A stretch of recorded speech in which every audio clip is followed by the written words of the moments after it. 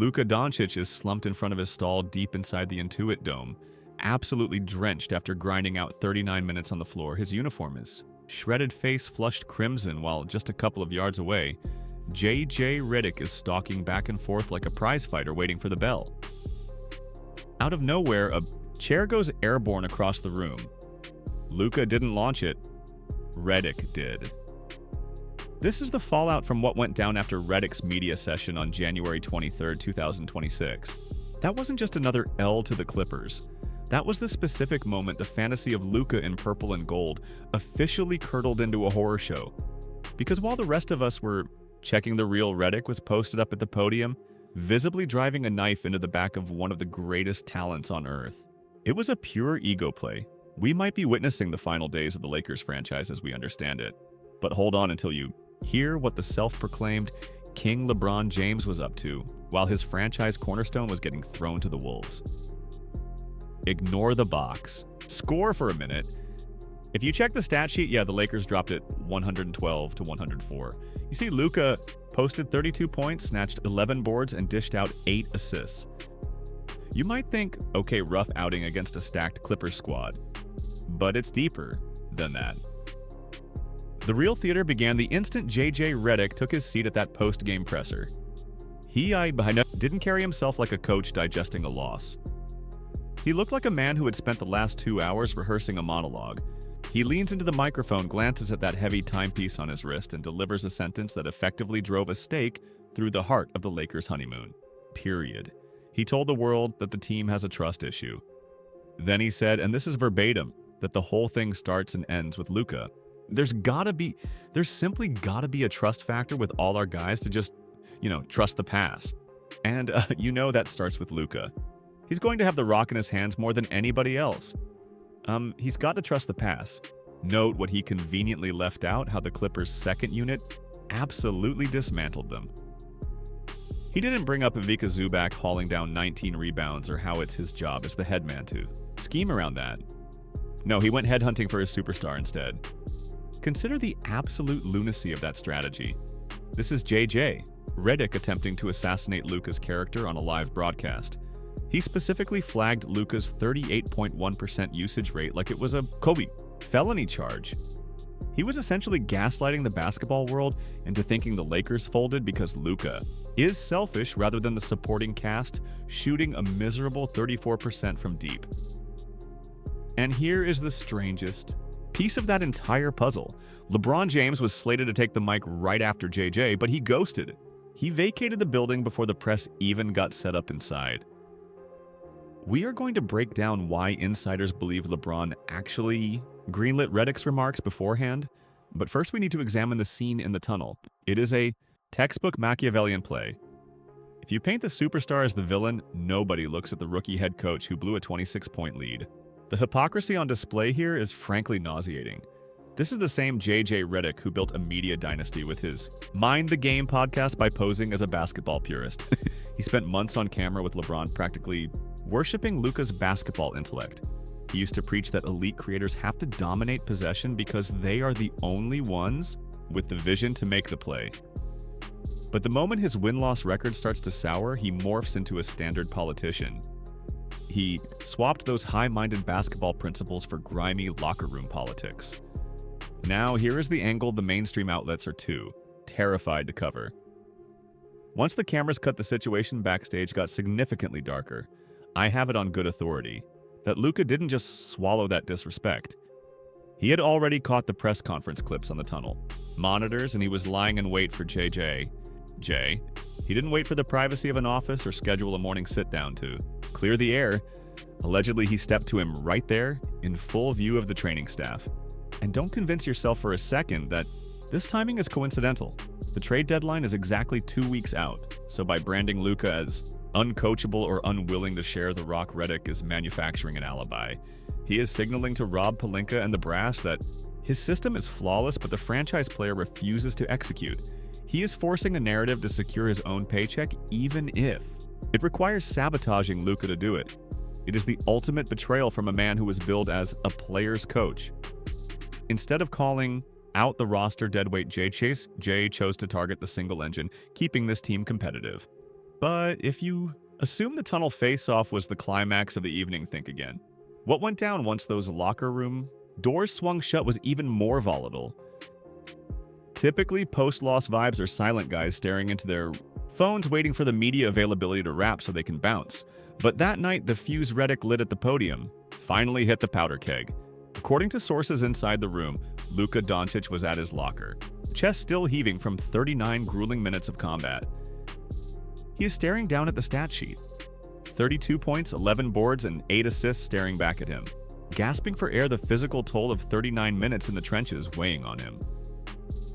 He eyes the stat sheet. 32 points, 11 rebounds, and 8 dimes. On paper, that's a stat sheet stuffer. But then he glances at the screens. He catches the live feed of JJ Redick's post-game and he hears the soundbite. You know, that starts with Luka. Just that one line. It begins and ends with Luka, and that was the match in the powder keg. As Redick walked in, clutching his charts like a college professor ready to lecture, Luka stood up and beelined straight for him. According to insiders present, Luka barked, "Trust who, JJ? Name one guy I'm supposed to trust out there." Redick tried to keep that analytical, cool babbling about floor spacing and usage rates, but Luka wasn't buying what he was selling. He called out the double standard and reportedly said, quote, "You want me to defer? I feed them the rock and they treat it like a live explosive. You want stats? Check the damn analytics." And that's where things got ugly because he quit speaking in generalities. He started pointing fingers. He aimed straight at the dead center of the room, right at DeAndre Ayton. Luka's frustration with the big man had been simmering for weeks. Tonight, it boiled over. He reportedly asked Ayton how a 7-footer on a max deal botches point-blank alley-oops like he did tonight. Just watch the tape.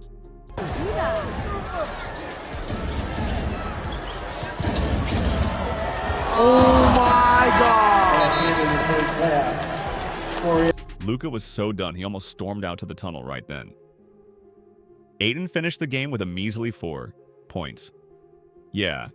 20 minutes on the hardwood and the Lakers' primary big was invisible. He got absolutely schooled by Ivica Zubac, who pulled down 19 boards while Luka was slicing through the Clippers' defense, drawing the double team and spoon-feeding the ball to Ayton only for him to fumble the bag or get picked by a guard half his size.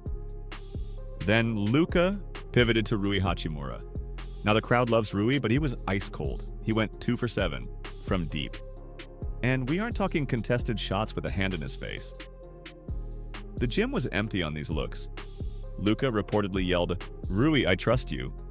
I pass it, you brick it." Again and again. Tell me how that's my fault, which is a fair point. But here's the kicker in all this drama. Luka kept his criticism behind closed doors, not on a national broadcast with millions watching. The tension hit a literal snapping point when Redick tried to flex his rank. JJ told Luka to take a seat and trust the process. That was the absolute worst thing you could say to a guy who just put the franchise on his back for 4 quarters and still got thrown under the bus while his squad shot a collective 33.3% from the floor. So, according to sources, Luka charged forward, but he didn't throw a punch. That's when Marcus Smart played human shield. He had to put both hands on Luka's chest, shoving him back toward his stall. Smart was reportedly yelling, "Not here. We ain't doing this here." Even he looked rattled. What really grinds my gears personally is how JJ Redick was out there, manipulating the narrative, making the world think Luka's 38.1% usage rate is the issue. But the data tells a different story. Look at the potential assists. In this game alone, Luka created 18 scoring opportunities. That means if his teammates simply knocked down the open looks he generated, Luka would have walked away with 18 dimes. Instead, he finished with 8 because the Lakers are currently dwelling in the bottom 10 of the NBA for three-point efficiency. They are shooting an abysmal 34.8% from deep as a unit. So when JJ says trust the pass, he's asking Luka to rely on a group of guys who are statistically dead weight from the perimeter. It's like telling a Michelin chef to trust a line cook who keeps burning the water. And if you want to know how much the Lakers actually need Luka to dominate the ball, just check the differential. With Luka on the floor, the Lakers post an offensive rating of 117.9. The second he hits the bench, that rating plummets. Without Luka's gravity, the Lakers' offense is running around like a headless chicken. Fact is, they ranked 28th in scoring and 29th in assists per game. So in the end, the locker room cleared out, but the bridges were already burned. As Luka left, he didn't say a word to the reporters besides a few mumbles, but as he headed for the transport, he was seen stopping for a short, heated exchange with Rob Pelinka in the hallway. Nobody knows the exact words, but witnesses saw Luka stare, Pelinka dead, in the eye and gesture back toward the locker room where JJ was still sitting. The Hollywood experiment with Luka is officially turning into a horror show, and everyone in that building feels it. But what if I told you this friction didn't start? Tonight, listen, if you think that locker room scuffle was just about dropping a Tuesday night game to the Clippers, you aren't seeing the big picture. This wasn't some random temper tantrum. This was the steel trap. Finally slamming shut a trap JJ Redick has been setting since December. While the media was busy hyping JJ as this pure basketball genius, he's playing a much darker game. A calculated months-long crusade to break Luka Dončić. It is pure psychological warfare. Rewind to mid-December. That ugly collapse against the Spurs. Instead of pulling his superstar aside like a professional, Coach JJ marched to the mics and put Luka in the crosshairs. He told the world the stars needed to bleed more on defense. To the average viewer, that sounds like accountability. But we know the playbook. The kicker is Luka. Actually took the high road. Sat there, nodded, admitted. JJ was right, but that is exactly when the trap snapped. Shut. By baiting Luka into a public apology, JJ secured his scapegoat. Now, every time the Lakers' defense disintegrates the fingers point at Luka, we are talking about a team ranking bottom 5 and allowing fast break points. JJ essentially built a human shield to cover his own coaching deficits. But here's the part that should really set you off the absolute double standard.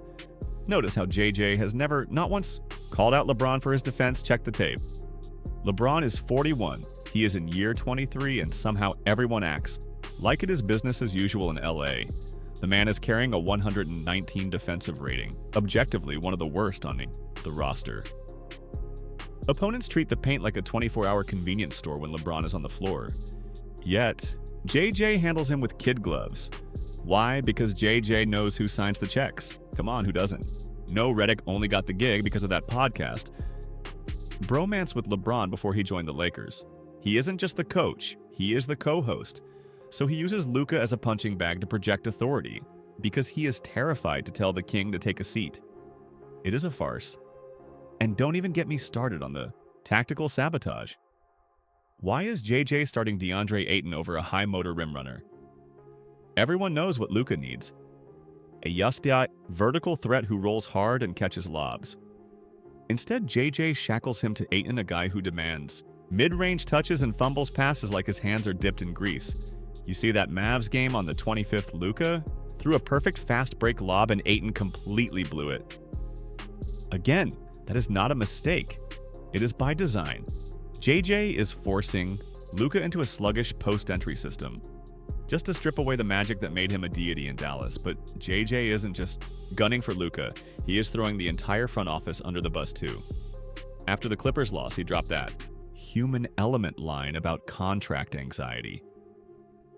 He actually pinned the lack of effort on guys like Rui Hachimura, Marcus Smart, and Gabe Vincent, sweating over their 2026 player options. Yeah, I mean, it's just, again, I think it just goes back to the human element of everything. And you know, guys are worried about their futures, and that's what happens when you got a team full of free agents and player options. Think about the toxicity of that statement. He is basically telling Rob Pelinka, I can't coach these guys because you gave them garbage contracts. Shifting the blame to the GM because naturally everyone messed up except him. It gets even wilder when you hear the rumors circulating in league circles that JJ is actively coaching to force trades.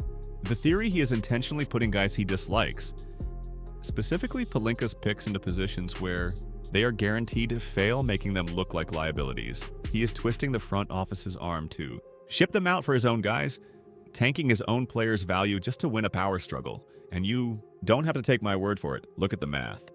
Under Jason Kidd, Luka was a triple-double. Machine putting up 33.9 points and nearly 10 assists. Under JJ, he is working twice as hard for the same production. The Luka magic is being suffocated by a coach convinced he is the smartest man in the room. And the worst part is LeBron's silence. As long as the media is debating Luka's defense or his usage rate, they aren't talking about LeBron's declining numbers or Bronny burning a roster spot. While the team is in crisis, LeBron is playing the long game, protecting his legacy and his hand-picked coach while Luka gets burned at the stake. But that locker room incident proves Luka finally sees the trap. Look, let's keep it 100. We have seen this movie before. It always ends with the superstar taking the fall while the coach pretends he is reinventing the wheel. Redick calling out Luka's usage rate is the oldest trick in the book. It is exactly what they did to James Harden in Houston. Remember that called Harden selfish because he held the rock for 20 seconds of possession? But the real ones know the truth. Harden wasn't ball hogging. He was on a rescue mission. When your teammates are a bunch of role players who can't create a lick of offense, you have to dominate the ball. And looking at this 2026 Lakers bench, it is a wasteland. Austin Reeves, the only other creator on the squad, hasn't played a single minute since Christmas because of that calf issue. So who's actually creating offense? Gabe Vincent can't seem to buy a bucket, and everyone else, they're catch and shoot guys, not architects. If Luka doesn't dominate the ball, this offense doesn't just stall at flatlines. JJ knows this, or at least he used to. That's what makes this whole situation so maddening. Rewind to the Mind the Game podcast clips from 2 years back. You'd see JJ and LeBron sitting there sipping expensive wine, spending 20 minutes waxing poetic about guys exactly like Luka. If you're able to get some guys that have some IQ about it as well, it unlocks even more. It just makes it harder to guard off of all of these off-ball actions. Yeah, and you're dealing with the best players in the world. They literally argued that heliocentric stars need high usage because they see the defensive matrix like Neo. But the second JJ's own job is on the line, suddenly Luka is the scapegoat. Suddenly, that usage rate is a felony. Honestly, Redick is starting to channel the worst kind of sideline energy, the theory, over reality type. Remember Jim Boylan in Chicago? The guy who treated pro athletes like they were punching a clock and valued his rigid scheme over actual talent. Or even Rick Carlisle at the bitter end of his Dallas tenure. Carlisle is a legend, sure, but his drill sergeant routine nearly pushed Luka out of the league. Carlisle was so militant about every set, every pass, every rotation that he drained the life out of the game. JJ Redick was hired to be the antidote to that. He was supposed to be the modern player's coach who understood that when you have a virtuoso like Luka, you hand him the keys and step back. Instead, Redick is morphing into Carlisle 2.0. It makes you wonder, is this organization broken, or is JJ simply drowning? Think about it. Frank Vogel delivered a banner and got fired. Darvin Ham went to the conference finals and they treated him like a rookie who couldn't manage a clock.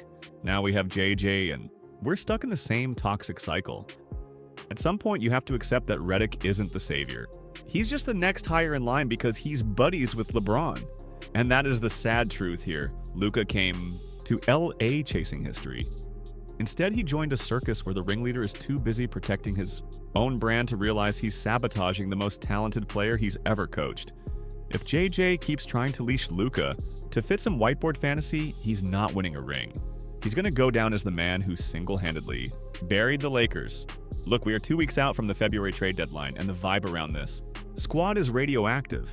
You have to ask yourself, why would a rookie head coach throw a top 3 player under the bus right before the deadline? This isn't coaching, it's a power play to force Luka to submit to the system or push him toward the door. There's already chatter about a Luka exit with teams like the Heat and Nets circling like buzzards. By painting Luka as uncoachable, JJ is giving the front office an out if they decide the LeBron-Luka experiment is a bust. And you want to know who still believes in the kid? The Dallas faithful. When the Lakers rolled into the American Airlines Center on the 24th, the Mavs fans didn't boo him. They showed him love.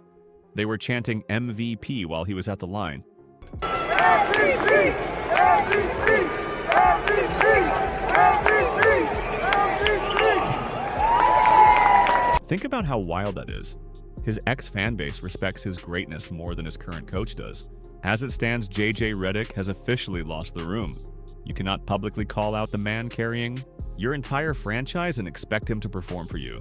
Luka is entering his peak years and JJ is treating him like a fixer-upper. If the Lakers don't stop the bleeding fast, we aren't just looking at a lost season. We're looking at the collapse of an era. So my question is this: is JJ Redick's arrogance going to be the catalyst that drives Luka Dončić out of Los Angeles? Let me know in the comments, was JJ right to call out the ball dominance, or is he just a media guy playing dress up as a coach?